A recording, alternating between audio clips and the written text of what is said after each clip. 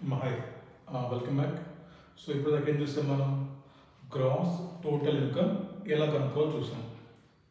Next ఏం చూద్దాం మనం గ్రాస్ టోటల్ ఇన్కమ్ నుంచి నెట్ ఇన్కమ్ ఎలా కనుక్కోవాలి. ఈ నెట్ ఇన్కమ్ కనుక్కునే ప్రాసెస్లో మనం ఏమి జాగ్రత్తగా పాయింట్లు చూసుకోవాలని చూసి then will go to net income calculation. ఓకేనా? Okay. So before going to net income gross total ఇన్కమ్లో ఒకటి రెండు పాయింట్స్ చెప్తాను రన్ చేద్దాం. ఇందాక మనం చూసాం హౌస్ ప్రాపర్టీ చూసామా? ఓకే. హౌస్ ప్రాపర్టీస్లో మనకి మోస్ట్ ఆఫ్ ద టైమ్స్ ప్రాఫిట్సే ఉంటాయి. బట్ ఎప్పుడన్నా కానీ క్వశ్చన్స్లో మీకు హౌస్ ప్రాపర్టీ హెడ్లో కూడా లాసెస్ ఇస్తే హౌస్ ప్రాపర్టీ హెడ్లో కూడా లాసెస్ ఏమైనా ఉంటే మరి ఈ లాసెస్ని ఎలా సెట్ ఆఫ్ చేసుకోవాలి అనే పాయింట్ కూడా మనకి ఇంపార్టెంట్. సో ఈ పాయింట్ మనకి set of and carry forward వస్తుందమ్మా. బట్ స్టిల్ ఇక్కడ కూడా మీరు గుర్తుపెట్టుకోవాల్సింది ఏంటంటే ఒకవేళ క్వశ్చన్లో కానీ హౌస్ ప్రాపర్టీ హెడ్లో ఏమైనా లాసెస్ ఇస్తే సో మీకు తెలిసిన పాయింట్ ఏంటంటే హౌస్ ప్రాపర్టీ లాస్ని వేరే హెడ్స్ ఆఫ్ ఇన్కమ్స్లో మ్యాక్సిమమ్ 2 lakh వరకు మాత్రమే సెట్ ఆఫ్ చేసుకోవచ్చు. రిమైనింగ్ లాస్ ఏమన్నా ఉంటే ఆ లాస్ని మీరు carry forward to next years చేసుకోవచ్చు. సో ఈ పాయింట్ మీరు జాగ్రత్తగా గుర్తుపెట్టుకోవాలి. ఏంటమ్మా చెప్పండి, అది నోట్ రాసుకున్నాడు. Note while computing GTI if క్వశ్చన్లో కానీ హౌస్ ప్రాపర్టీ హెడ్లో లాస్ ఉంటే ఈ లాస్ని PGBP ఇన్కంలో మ్యాక్సిమం 2 lakh వరకు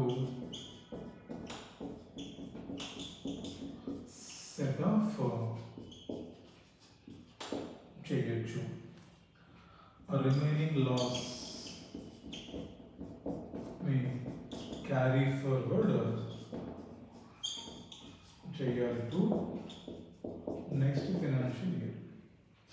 ఇది నోట్ రాసుకున్నాం, ఇంపార్టెంట్ పాయింట్ ఇది. సో క్వశ్చన్లో మీకు కానీ హౌస్ ప్రాపర్టీ హెడ్లో లాస్ ఉంటే ఎస్ లాసెస్ మనం సెట్ ఆఫ్ చేసుకుంటాం. But other than capital gains మళ్ళీ ఈ లాసెస్ని you can set off against PGBP income క్వశ్చన్లో ఉన్నప్పుడు PGBP ఇన్కమ్ నుంచి లెస్ చేసుకొని దెన్ రిమైనింగ్ నువ్వు చూపించుకోవచ్చు. ఎంత maximum set off limit? Only 2 lakhs limit అండి. నెక్స్ట్ ఇంకొక నోట్ రాసుకోండి. Note number 1, note number 2. While computing income from other sources.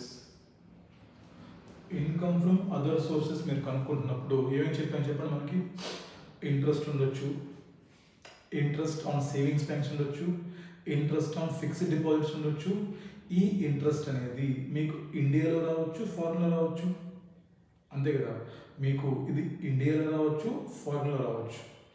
మరి ఇండియాలో వస్తే ఏంటి, ఫారిన్లో వస్తే ఏంటి? ఇండియాలో వచ్చిందనుకోండి మీరు దాన్ని కన్వర్ట్ చేసే పని లేదు కదా, ఎందుకంటే రూపీస్లో ఉంటుంది. అదే మీకు ఒకవేళ ఈ ఇన్కమ్ కానీ మీకు ఫారిన్ కంట్రీ నుంచి వచ్చిందంటే, ఒకవేళ ఈ ఇన్కమ్ కానీ మీకు ఫారిన్ కంట్రీ నుంచి వస్తే దాన్ని మీరు you should convert into Indian rupees by using exchange rate. Okay, రాసుకున్నాం మరి. ఇఫ్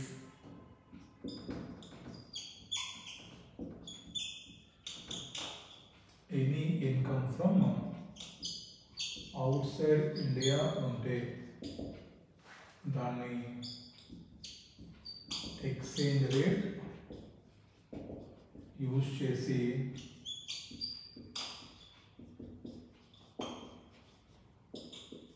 కన్వర్ట్ చేయాలి. ఒక రాసుకోవాలి. Most important point exchange rate వాడాలని చెప్పాం.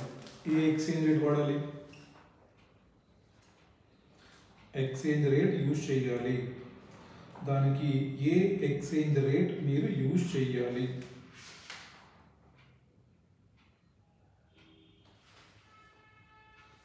లేదు క్వశ్చన్స్ చూస్తున్నాను, ఏదో క్వశ్చన్ ఉండాలి,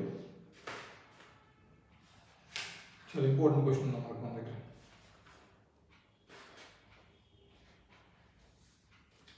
రాసుకున్నాము.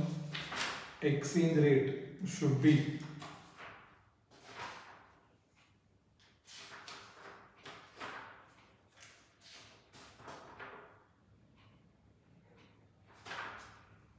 ఒక్క నిమిషం మీకు రెఫరెన్స్ కూడా చూపిద్దాం ఒకేసారి అంతే.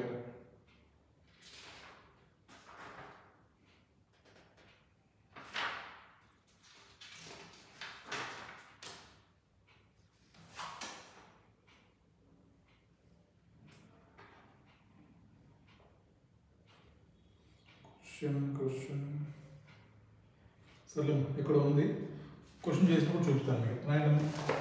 Exchange rate should be exchange rate at the end of the month, at the end of the month in which such income is received. అంటే మీకు ఆ ఇన్కమ్ ఎప్పుడైతే వచ్చిందో ఆ ఇన్కమ్ వచ్చిన మంత్ నుంచి నెక్స్ట్ మంత్ ఎండింగ్లో ఉన్నటువంటి రేట్ చూడాలమ్మా. ఇది మీరు అక్కడ క్వశ్చన్లో మీకు స్పెసిఫిక్గా చూపిస్తాను నేను, బికాస్ రేట్ ఆఫ్ ఎక్స్చేంజ్ చాలా ఇంపార్టెంట్ మీకు. ఎందుకని మీరు కంప్యూట్ చేసి ఇప్పుడు చెప్పండి ఇన్కమ్ మీరు 31st March 2025 అనుకుంటారు మీరు. మీకు క్వశ్చన్లో కూడా ఎక్స్చేంజ్ రేటు 2 ఇస్తాడు. ఏది ఇస్తాడు మీకు? పాతది ఇస్తాడు, కొత్తది ఇస్తాడు. ఏది తీసుకోవాలి మీరు?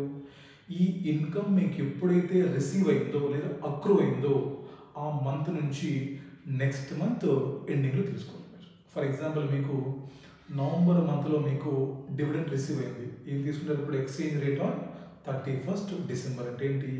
ఈ ఇన్కమ్ రిసీవ్ అయిన మంత్ నుంచి నెక్స్ట్ మంత్ ఎండింగ్ డేట్ మీరు తీసుకోవాలి. ఇది చాలా ఇంపార్టెంట్.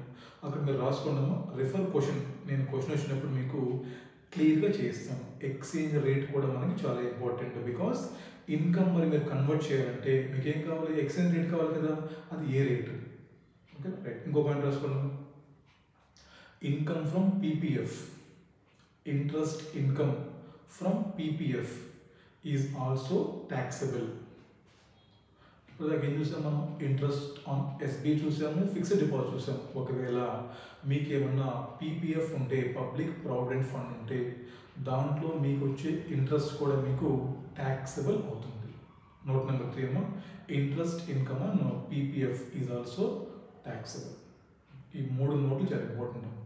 హౌస్ ప్రాపర్టీ లాస్ అంటే ఏంటి, ఇంట్రెస్ట్ ఫారిన్ కంట్రీ నుంచి వస్తే ఏంటి, ఎలా మీరు కన్వర్ట్ చేయాలి, నెక్స్ట్ ఇంట్రెస్ట్ ఆన్ పీపీఎఫ్ ఉంటే ఏంటి, అది కూడా ట్యాక్స్. ఈ 3 పాయింట్లు చాలా ఇంపార్టెంట్. రైట్. నెక్స్ట్ హెడింగ్ పెట్టండి. Calculation of net income.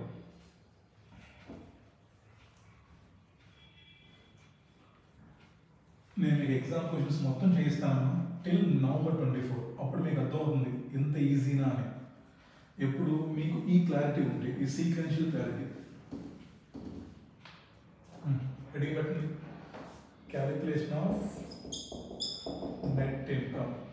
First start చేయడం గ్రాస్ టోటల్ ఇన్కమ్. పైన కనుక్కున్నాము. ఇక్కడ మీరు ఆగాలి. ఆగి చెక్ ఇన్ క్వశ్చన్ ఏంటది? SSC followed 115 BAC or old tax regime. మీరు జీటీఐ కనుక్కున్న తర్వాత కంపల్సరీగా ఆగి క్వశ్చన్లో మీరు చెక్ చేయాలి. అని బాబు ఎస్ఎస్సి అనేవాడు ఏ సిస్టమ్ ఫాలో అవుతున్నాడు? 115 BACలో ఉన్నాడా లేదా ఓల్డ్ సిస్టంలో ఉన్నాడా? ఏంటో ఇఫ్ 115 BAC అనుకోండి, ఏం చేస్తాం? No chapter 6A deductions. మీకు కావాలంటే రిఫర్ May 24 ఎగ్జామ్ క్వశ్చన్. ఎందుకంటే వాడు క్వశ్చన్లో మీకు ఇస్తాడు ఐటీసీ గురించి, మీరు ఫ్లోలో తీసేసుకుంటారు, క్వశ్చన్ మొత్తం తప్పు అవుతుంది. వాడు 115 BAC ఫాలో అయితే వాడికి మీరు ఎటువంటి డిడక్షన్స్ ఇవ్వకూడదు. రేట్ అని చెప్పండి. ఇంకా ఈ కేసులో GTI ఈక్వల్ టు NTI.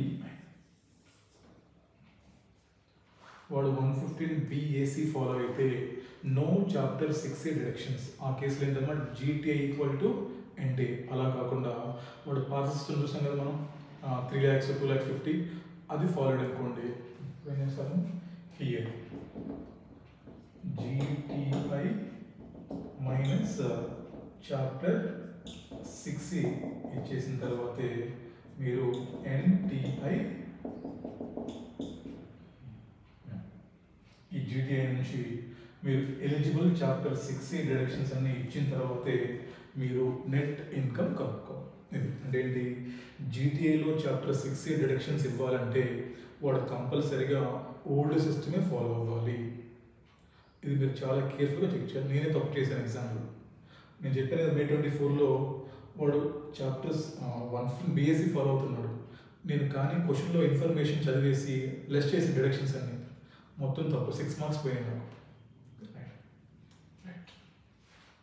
ఇక్కడ నుంచి చూద్దాం మనం ఏంటి అసలు ఈ చాప్టర్ 6Aలో మనకి ఈ చాప్టర్లో మనకి ఏ డిడక్షన్స్ కావాలి, కొన్ని బ్రీఫ్ ఉండేమో మనకి రెగ్యులర్గా మనకు కనిపించే డిడక్షన్స్ ఇక్కడ చూద్దాం మనం. రెగ్యులర్గా మనకి ఏవైతే కనిపిస్తే ATC అవ్వచ్చు, LIC అవ్వచ్చు, PPF అవ్వచ్చు, ఇలాంటివన్నీ చూసాం అనుకోండి మనం. తర్వాత మెడికల్ ఇన్సూరెన్స్ ప్రీమియం ఒకటి ఇంపార్టెంట్, 80D ఇంపార్టెంట్. తర్వాత 80 RRB ఉన్నాయి, 80 QQB, 80 TTA, TTB కొన్ని డిడక్షన్స్ ఉన్నాయండి. అవి మనం ఇక్కడ చూద్దాం. అంటే ఇక్కడ మొత్తం మనకి రావు, ఎగ్జామ్లో కొత్తది కూడా ఇవ్వచ్చు చూడవచ్చు, బట్ ఎక్కువగా కనిపించే డిడక్షన్ మనం చూద్దాం. రైట్, బ్రాండమ్ ఇది మీరు చేయాల్సింది. GTI నుంచి చెక్ చేయాలి. 1 BAC అనుకోండి నో డిడక్షన్స్, అదర్స్ అనుకోండి GTI మైనస్ డిడక్షన్స్. బ్రాండమ్ కింద ఎక్కడి పెట్టుకోవడానికి chapter 6A deductions. Chapter 6A deductions మనకి యూజువల్గా ఎగ్జామ్లో ఏమేమి కనిపిస్తే చూద్దాం ఒకసారి. క్లియర్ అమ్మ ఇక్కడ హౌ టు కంప్లీట్ అంటే ఈ చాప్టర్ మీరు వేసుకోవాలి ఇక్కడ. ఓకే, నెక్స్ట్ ఏం పెట్టుకోండి చాప్టర్ 6A డిడక్షన్స్ మనకి యూజువల్ ఏం కనిపిస్తే చూద్దాం.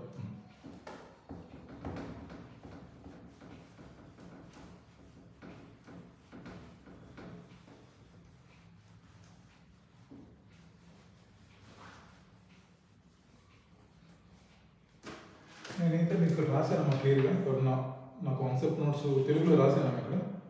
మీరు కావాలంటే దీంట్లో చూసుకోవచ్చు హ్యాపీకి వెళ్ళి. నేను ఒక కాన్సెప్ట్ నోట్స్ రాశాను మీకు తెలుగులో, ఇక్కడ మీకు చాలా క్లియర్గా రాశానమ్మా నేను.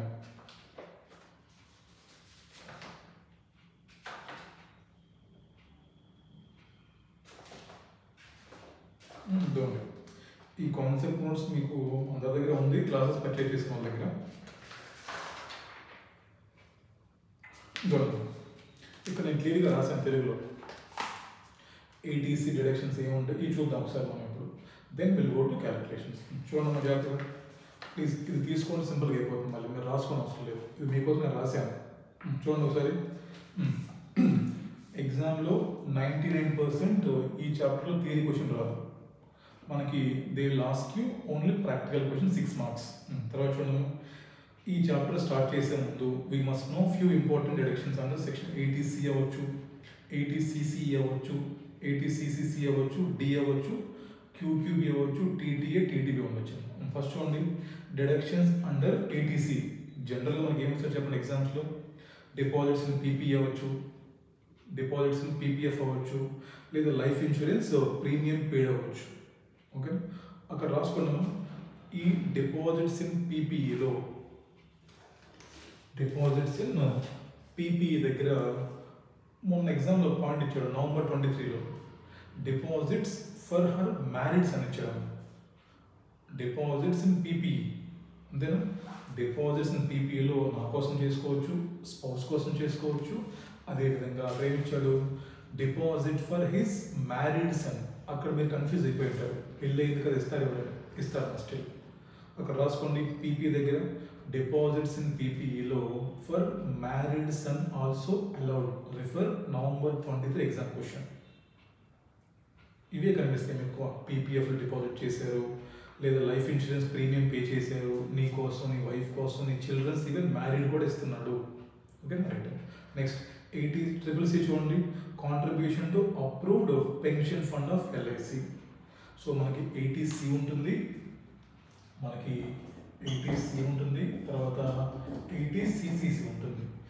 ఇవి రెండు కలిపి మనకి ఒక చెక్ పెట్టింటాడు ఇక్కడ. ఎవడాడు 80CC ఉంటాడు ఇక్కడ మన దగ్గర వచ్చి. ఏమంటాడు మా 80CC వచ్చి, బాబు నువ్వు ఈ రెండు సెక్షన్స్లో ఎంతైనా కాంట్రిబ్యూట్ చేసుకో, ఎంతైనా ప్రీమియం కట్టుకో, బట్ 80C ప్లస్ 80CCC కలిపి నీకు మేము డిడక్షన్ ఓన్లీ మ్యాక్సిమం 1,50,000 ఇస్తూ ఉంటాడు. అవును. సో 80CCలో ఓన్లీ డిడక్షన్ అప్ టు 1,50,000. ఈ పాయింట్ మీరు గుర్తుపెట్టుకోవాలి. సో ఇక 1,50,000 కానీ తక్కువ ఉంది, నో ప్రాబ్లం. ఒకవేళ ఎల్ఐసి 1,50,000 కట్టాడు, కాంట్రిబ్యూషన్ 50,000 చేశాడు అంటే ఏంటి, 2 lakhs ఎలిజిబులే. బట్ ఎంత ఇస్తారు నీకు, మ్యాక్సిమం 80C ప్లస్ 80CCC కలుపుకుంటే మీకు 1,50,000 కంటే ఎక్కువ ఇవ్వరు. ఇది ఇంపార్టెంట్ పాయింట్. అంతే చాలా. నెక్స్ట్ 80D చాలా ఇంపార్టెంట్ అమ్మ. 80D ఎగ్జామ్లో ప్రతిసారి వస్తుంది అనమాట. చూడండి ఒక 80D చెప్పినాడు, హెల్త్ డిడక్షన్స్ అన్నది మెడికల్ ఇన్సూరెన్స్ ప్రీమియం పెయిడ్. చాలా సింపుల్. 80D మనం చార్ట్ వేసినప్పుడు గుర్తుపెట్టుకోండి. మెడికల్ ఇన్సూరెన్స్ ప్రీమియంలో ఫస్ట్ డివైడ్ చేసేసి అనుకోండి, ఫస్ట్ నీ కోసం నువ్వు ఫర్ హిమ్సెల్ఫ్ నీ కోసం పే చేసుకోవచ్చు, నీ పేరెంట్స్ కోసం పే చేసుకోవచ్చు. నీ కోసం పే చేసుకుంటున్నప్పుడు ఫస్ట్ నీ ఏజ్ ఇంపార్టెంట్. నువ్వు below 60 years more than 60 years. నువ్వు బిలో 60 అనుకో నీకు మ్యాక్సిమం 10,000 ఇస్తారు, మోర్ దాన్ 60 అనుకో నీకు 50,000 ఇస్తారు. ఇది ఇంపార్టెంట్. అంటే 80D డిడక్షన్ కోసం ఎస్ఎస్సి యొక్క ఏజ్ కావాలి. ఎస్ఎస్సి యొక్క ఏజ్ని బట్టి నువ్వు నీ కోసం కట్టుకున్నావు అనుకో, if you are below 60 years నీకు మ్యాక్సిమం 10,000 ఇస్తారు, if you are more than 60 నీకు 50,000 ఇస్తారు. నెక్స్ట్ పేరెంట్స్కి వచ్చేసరికి ఇక్కడ మళ్ళీ ఏం చూస్తారంటే నీ పేరెంట్స్ రెసిడెంట్సా నాన్ రెసిడెంట్సా చూస్తారు ఇక్కడ. ఇది చాలా ఇంపార్టెంట్. ఇక్కడ ఎక్కువ తప్పు చేస్తారు. సో ఎస్ఎస్సి యొక్క పేరెంట్స్కి వచ్చేసరికి మీరు ఏం చెక్ చేయాలంటే ఎగ్జామ్లో వాళ్ళ పేరెంట్స్ అనేవాళ్ళు రెసిడెంటా నాన్ రెసిడెంటా. ఒకవేళ వాళ్ళ పేరెంట్స్ కానీ నాన్ రెసిడెంట్స్ అయితే, ఈవెన్ దో వాళ్ళు సీనియర్ సిటిజన్స్ అయినా కూడా, ఎస్ఎస్సి యొక్క పేరెంట్స్ కానీ నాన్ రెసిడెంట్స్ అయితే వాళ్ళు సీనియర్ సిటిజన్స్ అయినా కూడా వాళ్ళకి మ్యాక్సిమం మేము 25,000 ఇస్తాము, వాళ్ళకి మేము 50,000 రూపాయలు ఇస్తాము. ఇది ఇంపార్టెంట్. సో సీనియర్ సిటిజన్కి వాడు మోర్ దాన్ 60 అయినా కూడా మ్యాక్సిమం మేము వాళ్ళకి 25,000 ఇస్తాం. ఇంకా రెసిడెంట్ పేరెంట్స్కి అయితేనేమో ఇఫ్ సేమ్ మళ్ళీ if they are below 60 more than 60, below 60 అయితే మేము 25,000 ఇస్తాము, మోర్ దాన్ 60 అయితే వాళ్ళకి 50,000 ఇస్తాం. చాలా అంటే ఏంటంటే కరెక్ట్ ఇక్కడ మోర్ దాన్ 60 years ఉంటే వాళ్ళకి మేము మ్యాక్సిమం 50,000 రూపాయలు ఇస్తాము, బిలో 60 years ఉంటే వాళ్ళకి మేము 25,000 ఇస్తాము. పేరెంట్స్ నాన్ రెసిడెంట్స్ అయితే వాళ్ళు మోర్ దాన్ 60 ఉన్నప్పటికి కూడా మేము వాళ్ళకి ఎంతమ్మా 25,000 ఇస్తాము. 80D మీకు మ్యాక్సిమం అన్ని క్వశ్చన్స్లో కనిపిస్తుంది. ఈ పాయింట్ బాగా మిమ్మల్ని స్ట్రెస్ చేస్తాడమ్మా. పేరెంట్స్ నాన్ రెసిడెంట్స్ అంటాడు, బట్ మోర్ దాన్ 60 years అంటాడు. మీరు కన్ఫ్యూజ్ అయిపోయి ఏం చేస్తారు, ఓకే సీనియర్ సిటిజన్ కదని చెప్పేసి 50,000 ఇస్తారు, బట్ 25,000 ఓన్లీ ఇవ్వాలి. ఇవన్నీ రాశారని ఇక్కడ ఈ చార్ట్ మేము చదువుకుని సరిపోదు. ఓకే నెక్స్ట్ ఫస్ట్ చెప్పండి. ఇది చాలా ఇంపార్టెంట్ అమ్మా. Deduction under 80QQB royalty income of resident from literary work. అది అండర్లైన్ చేద్దాము. లిటరేచర్ ఉండాలి అక్కడ మీకు. అంటే ఏంటి, ఓన్లీ బుక్స్ వీటికి మాత్రమే మీకు పైన చెప్పాను నేను రాయల్టీ ఇన్కమ్ అని. అవునా, బిజినెస్లో చూసాం మనం. ఈ రాయల్టీ ఇన్కమ్ మీకు చాలా టైప్స్ రావచ్చు కదమ్మా. మీ లిటరేచర్ వర్క్ రావచ్చు, లేదా మీరు సాంగ్స్ పాడవచ్చు, అంతే కదా. రాయల్టీ అనేది మీకు చాలా చాలా ఫామ్స్లో రావచ్చు. బట్ 80QQBలో మీరు చాప్టర్ 6లో మీకు డిడక్షన్ కావాలంటే మీ రాయల్టీ ఇన్కమ్ అనేది లిటరేచర్ వర్క్ నుంచి రావాలి, బుక్స్ రాయటం వల్ల రావాలి. అంతేకాని మీరు అదర్ దాన్ లిటరేచర్ అయితే సాంగ్స్ పాడటం వల్ల వేరే వేరే వాటి వల్ల మీకు రాయల్టీ వస్తే మీకు 80QQBలో మీకు డిడక్షన్ ఇవ్వరు. ఇది క్వశ్చన్స్లో 2-3 చోట్ల మీకు కనిపిస్తుంది. సో మీరు క్వశ్చన్ చదువుతున్నప్పుడు రాయల్టీ ఇన్కమ్ చూసిన తర్వాత మీరు ఏం చెక్ చేయాలంటే అది literature work other than literature మీరు అండర్లైన్ చేసుకోవాలి. Because if that is from literature work 3 lakhs flat 3 lakhs flat reduction will be given. క్వశ్చన్లో రాయల్టీ 2 lakhs ఉంది. ఎంత ఇస్తారు అప్పుడు? 2 lakhs ఇస్తాం. అంటే మ్యాక్సిమం ఎంత మళ్ళీ లిమిట్ 3 lakhs. రాయల్టీ 1 lakh ఉంది, రిడక్షన్ 3 lakhs ఇస్తామా? నో. ఎంత? 1 lakh. రాయల్టీ 5 lakhs ఉంది, ఎంత ఇస్తాము? 3 lakhs ఇస్తాము. సో 80 QQBలో royalty only from literature important. తర్వాత రెండు ఇంపార్టెంట్ పాయింట్లు. డిడక్షన్ అండర్ 80 TTA ఏంటది? Interest on savings banks account for person other than senior citizens. ఎంత ఇస్తారు మీకు? 10,000 ఇస్తారమ్మా. అదే 80 TTBలో మీరు కానీ సీనియర్ సిటిజన్స్ అయితే మీకు both savings bank and FD నుంచి వస్తే మీకు మ్యాక్సిమం ఎంత ఇస్తారమ్మా? అక్కడ 50,000 will be available as your deduction. ఇక్కడ రాసిన వాటితో పాటు ఇంకా కొన్ని డిడక్షన్స్ రావచ్చు. Interest on loan taken for education of children రావచ్చు, లేదా మీకు ఏమైనా డిపెండెంట్ డిసేబుల్ పర్సన్స్ ఉంటే వాళ్ళ డిడక్షన్స్ రావచ్చు. అంటే మీకు అర్థమవుతుందా? సో మీరు చాప్టర్ 6Aలో డిడక్షన్స్ అనేవి ఇవి ఫిక్స్ ఏం కాదు, నేను చెప్పినవి. ఇవి యూజువల్గా మీకు ఎగ్జామ్లో కనిపిస్తాయి. 80C, 80CCC and 80E slab. 80D నీ కోసం, నీ పేరెంట్స్ కోసం. 80 QQB రాయల్టీ ఏంటి, లిటరేచర్ కాదా. నెక్స్ట్ 80 TTA ఎవరికది? Other than senior citizens and only for SB account, అది నాట్ ఫర్ ఫిక్స్డ్ డిపాజిట్. ఎంత? 10,000. అదే సీనియర్ సిటిజన్స్కి అయితే 50,000 రూపీస్ ఇస్తారు. దేని మీద? Both SB and fixed deposit interest మీద. ఇలా మనకి there might be some new deductions also. మనం సిలబస్ మొత్తం చదువుకునేసరికి మనకి డిడక్షన్స్ మొత్తం ఐడియా ఉంటాయి కాబట్టి మీరు ఈ క్వశ్చన్ సింపుల్గా చేసేయచ్చు. అర్థమవుతుంది? So this is all about chapter 6A deductions. ఈ టాపిక్లో మనకి ఇంతవరకు అవసరం. మనకి ఒకవేళ SSC కానీ అదర్ దాన్ 115BAC ఫాలో అవుతుంటే మీరు గ్రాస్ టోటల్ ఇన్కమ్ కనుక్కున్న తర్వాత చాప్టర్ 6A డిడక్షన్స్ కూడా ఇవ్వాలి. కాబట్టి మీరు చాప్టర్ 6A డిడక్షన్స్ మనకి జనరల్గా ఇవి ఉంటాయి. అవి మీకోసం ఒక నేను రాశాను క్లియర్గా, అది మీరు చదువుకోండి. అయిపోయిందా? సో వన్స్ మీరు గ్రాస్ టోటల్ ఇన్కమ్ నుంచి చాప్టర్ 6A డిడక్షన్స్ లెస్ చేసిన తర్వాత ఏమొచ్చిందో మీకు, మనకి ఇప్పుడు నెట్ ఇన్కమ్ వచ్చింది. అంతేనా?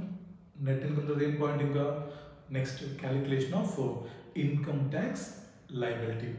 నెక్స్ట్ హెడింగ్ పెట్టినాను. అయిపోయిందా మనకి ఇది? తర్వాత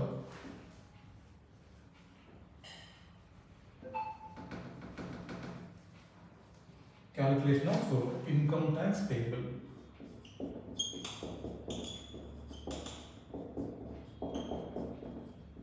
ఏం చేసి చెప్పండి మనం? GTI minus chapter 6A. ఇక్కడ నీకు NT వచ్చింది. ఇప్పుడు ఏం చేస్తాం? మళ్ళీ నువ్వు చెక్ చేయాలి. SSC అనేవాడు 115BAC ఫాలో అవుతున్నాడా లేదా ఓల్డ్ సిస్టమ్ ఫాలో అవుతున్నాడా? వాడు 115BAC ఫాలో అనుకోండి, మీకు చెప్పిన స్లాబ్స్ ఉన్నాయి 3 lakhs, 5 lakhs, 7 lakhs, 12 lakhs. అంటే మీకే గుర్తుండాలి, నేను మీకు క్లాస్ 1లో చెప్పాను మీకు.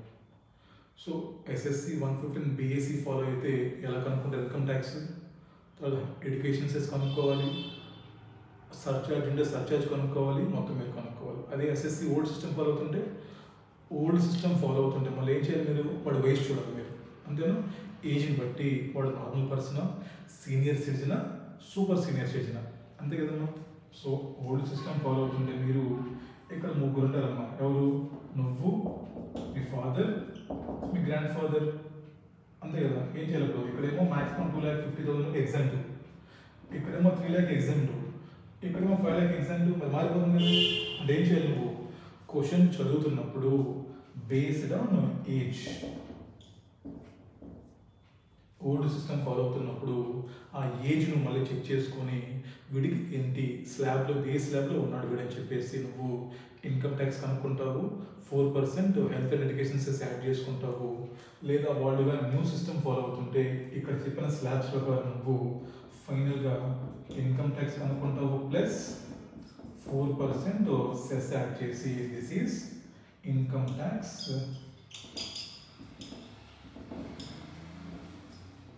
పేయబుల్. ఇక్కడ ఏం చేస్తాం? ఇక్కడ మన చాప్టర్ ఇప్పుడు వస్తుంది less relief under DTAA chapter. ఇది నెట్ ఇన్కమ్ ట్యాక్స్. ఇది మనం చేయాల్సింది. ఇది మీ అల్టిమేట్ ఆన్సర్. ఓకే, చూసారా ప్రతి పాయింట్లో జీటీఏ కనుక్కున్నప్పుడు తప్పులు చేసేయచ్చు, ఇన్కమ్ ట్యాక్స్ కనుక్కున్నప్పుడు తప్పులు చేయొచ్చు. ఎందుకని? Everything depends on type of tax resume selected. 115 BAC ఇది ఒకలా ఉంటుంది, ఓల్డ్ ఏజ్ ఒకలా ఉంటుంది. ఇలా మీరు చేసిన తర్వాత ఇలా మీరు కనుక్కోవాలి. ఫైనల్గా ఇక్కడ మనం ఇదిగోండి, ఈ రిలీఫ్ అండర్ DTAA చాప్టర్, ఇది మన చాప్టర్. ఇప్పుడు దాకా మనం చదువుకునే చాప్టర్ కాదు, ఇప్పుడు దాకా మనం చదువుకున్నంతా కూడా నార్మల్ ఇన్కమ్ ట్యాక్స్ ప్రొవిజన్స్. ఇప్పుడు మనం చూద్దాం నెక్స్ట్ క్లాస్లో మనం అసలు ఈ DTAA ఏంటి, దీంట్లో ఎన్ని టైప్స్ ఆఫ్ రిలీఫ్స్ ఉన్నాయి, ఆ రిలీఫ్ ఎలా కనుక్కోవాలనేది ఇక్కడ చూద్దాం. ఆ రిలీఫ్ కనుక్కోవడం నేర్చుకున్నామంటే దెన్ ఇక్కడితో మనకి ఎండ్ అయిపోతున్నాము. దెన్ నెక్స్ట్ క్లాస్ నుంచి మనం వరుసగా క్వశ్చన్స్ చేసుకుంటూ వెళ్ళాలి. క్లియరా? ఇది మీరు ఎగ్జామ్లో ప్రతి అటెంప్ట్లో I think question number 4B వస్తుంది అనుకుంటాను, 4 or 3 వస్తున్నా అదే క్వశ్చన్ వస్తుంది. 6 marks కన్ఫర్మ్ క్వశ్చన్. క్వశ్చన్లో ఏముంటుందంటే SSC ఉంటాడు, వాడు 2-3 కంట్రీస్లో ఇన్కమ్స్ వస్తాయి, వాడు కొన్ని చాప్టర్ 6 డిడక్షన్స్ ఉంటాయి, వాడు 115 BAC ఫాలో అవ్వచ్చు, అదర్స్ ఫాలో అవ్వచ్చు. మీరు సింపుల్గా GTA కనుక్కోవాలి, GTA నుంచి NTA కనుక్కోవాలి, NTA నుంచి ముందు నార్మల్ ట్యాక్స్ కనుక్కోవాలి. ఇప్పుడు నార్మల్ ట్యాక్స్లో నుంచి ఇప్పుడు DTAA రిలీఫ్ లెస్ చేసుకుంటే దెన్ మీకు నెట్ ఇన్కమ్ ట్యాక్స్ టేబుల్ వస్తుంది. సింపుల్, కొన్ని కింద వర్కింగ్ నోట్స్ రాయాలి, పైన చేయాలి. మీకు 6 marks ఫ్రీ వస్తాయి.